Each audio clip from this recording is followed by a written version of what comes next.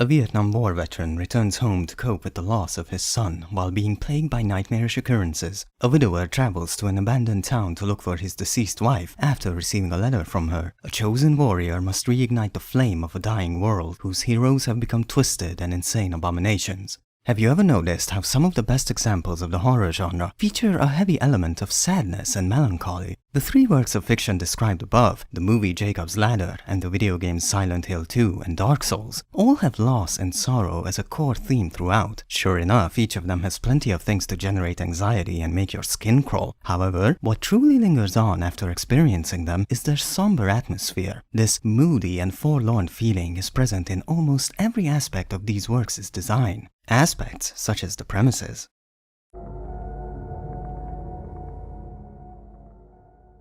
The premise for all three exude a sense of loss and inevitability. Jacob Singer has lost his youngest son and with him his family and is clearly having trouble functioning in everyday life. James Sunderland also lost a family member, his wife Mary, and the main driving force for him to search and endure the haunted town of Silent Hill feels like pure desperation for any chance to see her again, no matter how unrealistic it may seem. As for the journey of the chosen undead, the world of Dark Souls is coming to an end, and not in a spectacular battle with opposing sides heralding the apocalypse, but in a slow, insidious way that makes the still sane inhabitants hopeless and crestfallen. While loss and misfortune are a crucial part of even the most basic of horror stories, these three already have a more emotional impact than a simple kids go to the woods and get killed, or zombies overrun a city and people start dying. The melancholy feel of the premises is beautifully supported by the acting. The performances in all three, on camera in Jacob's Ladder, voice acting / motion capture in the games, are for the most part subtle, quiet, and subdued. Characters rarely, if at all, start ranting maniacally, shout warnings of doom and destruction, or even raise their voices considerably. This more restrained and intimate direction allows for the moments where tensions do rise to truly shine and have an impact. The people in Jacob's Ladder have a very monotone and down-to-earth way of speaking, and Jacob himself feels almost half present throughout the film. Shouting and arguments do occur, but they're tied to personal problems and disagreements rather than horrifying monsters wreaking havoc. Silent Hill 2 uses a slightly different approach. The characters are still rather restrained, to a point, but all of them feel off. Their cadence and their body language all express confusion, uncertainty, and instability. They speak in an anxious manner, as if they have something to hide, or simply give the feeling that they're experiencing something radically different from the main character. Some of the most powerful and memorable scenes in the game are delivered with bitterness and resentment rather than frantic screaming. As for the characters of Dark Souls, their restrained disposition, with a few exceptions, comes off as depressed and defeated, or delusional and in denial. The crestfallen warrior, crestfallen merchant, and Rickett of Vinheim all ridicule the chosen undead's attempts, seeing them as futile and pointless, since they have all given up hope of ever achieving anything worthwhile. You'd have done better to rot in the undead asylum.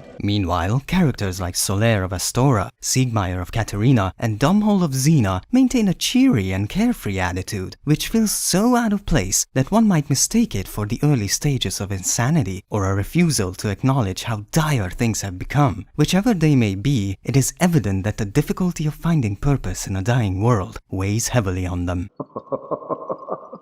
The next aspect that reinforces the feeling of sorrow instead of straight-up terror are the environments themselves.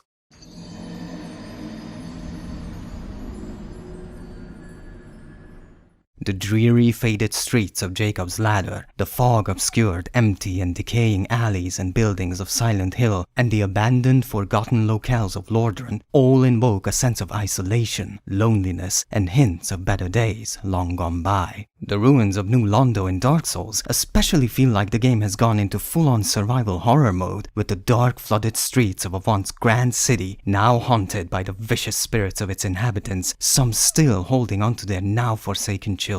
This is in stark contrast to other horror properties, where the ensuing calamity results in hallways painted with blood, corpses littering the ground. And while Silent Hill and Dark Souls both have areas heavy on rot and decay, they still feature something that invokes not just fear or disgust, but pity and maybe even sympathy. What is this feature? Why, the monsters themselves.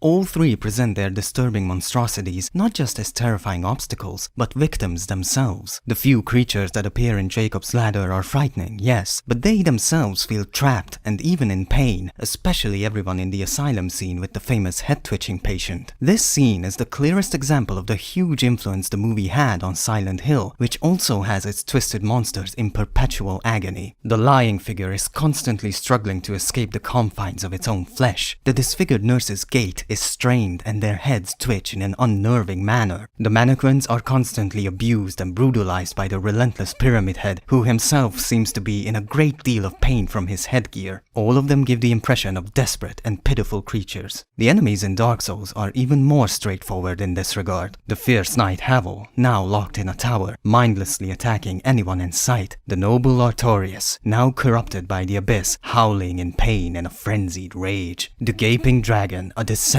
from the mighty everlasting dragons, is now consumed by its own gluttony, its body a twisted tribute to its unending hunger. Quelaag, Ceaseless Discharge, and the Bed of Chaos, all transformed into hideous abominations by the attempt to recreate the first flame and save the world. Even the murderous Knight of Thorns, who ambushes the player on multiple occasions, is strongly hinted to have been acting out of a desire to ease the pain of another character, rather than straight-up bloodlust. While these creatures pose a great threat to the protagonists, one can't help but feel a tinge of remorse for how things turned out for them, since very few can be considered purely evil. The last thing that is used more for the purpose of invoking melancholy rather than fear is the music.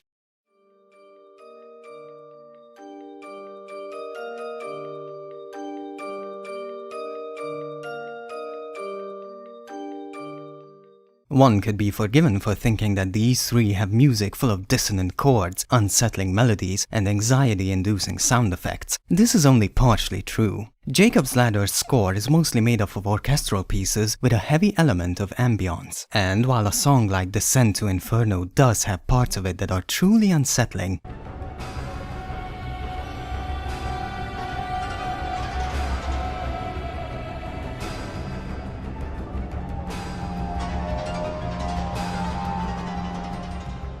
it also goes into a more moody feel right after.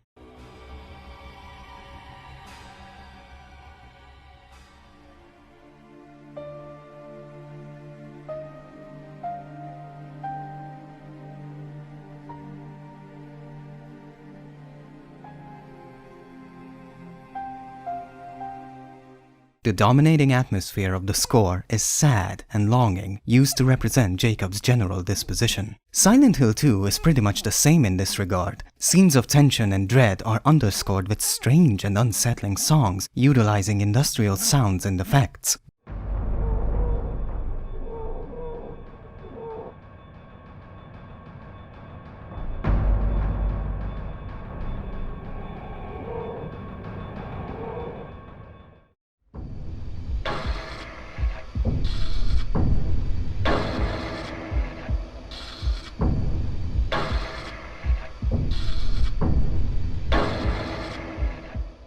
But for the majority of the game, the music is very sad and dreamlike.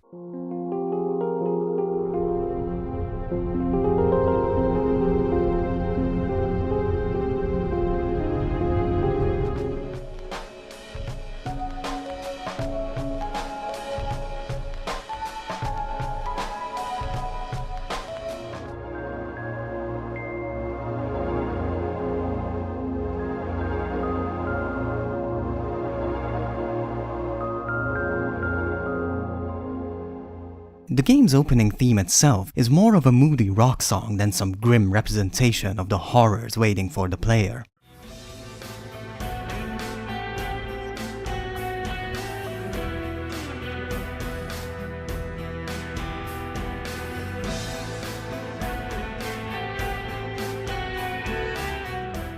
With Dark Souls, the developers chose silence as the defining sound of the game. Music is rarely heard in the environments the player explores, saving them for the spectacular boss fights instead. There are exceptions though. It is no coincidence that the area a player will most often visit is the central hub for many NPCs, and can be considered the main save zone, is one of the few locations to have music in it. What kind of music? Well,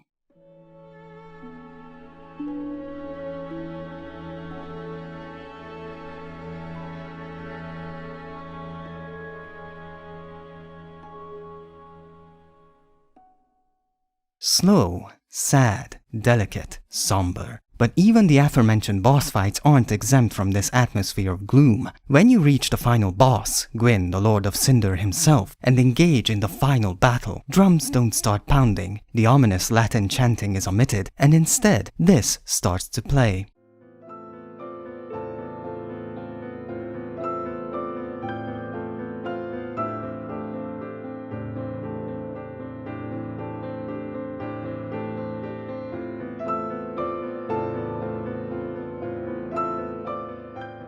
A lone piano playing its sorrowful tune, almost as if to remind us of how far the once great Lord of Cinder has fallen and how desperately he tried to keep the flame alive, only to fall to madness himself. Pity and regret rather than fear and anxiety. But why do these three put so much effort into creating a sad and moody atmosphere instead of racking up the scares? It's because it does increase the tension in two ways. First, these somber moments give us downtime. A constant barrage of horror and dread can leave one numb to it after a while. You get used to it like a loud noise or unpleasant smell. It might not fully disappear, but it definitely loses its potency. And the creators don't use these quiet moments to set up jump scares either. They use it to help the audience form a connection with the characters, which is the second way this can enhance the feeling of dread. Themes of loss and sadness make us connect with the characters more, since while we can agree that it would suck to be chased by demons and psycho killers, showing the object of their pain lets us get to know them better. A character we know something deep and personal about is a character we will be interested in following, or might actually be rooting for them to succeed. And since we are invested in their journey and struggles, we also fear for them more, making the actually horrifying moments of these works that much more effective. The soon-to-be slaughtered teenagers in slasher movies don't elicit much empathy, since they're usually shallow archetypes that are just fodder for the real stars, the slashers themselves. Of course, objectively, we know that being stalked and murdered is a terrible thing, but without the emotional investment, the audience might as well be watching some terrible accident on the news. With the investment, however, the same tragedy is now happening to people we care about. They might be fictional, but that doesn't stop us from having an intense reaction to their misfortunes.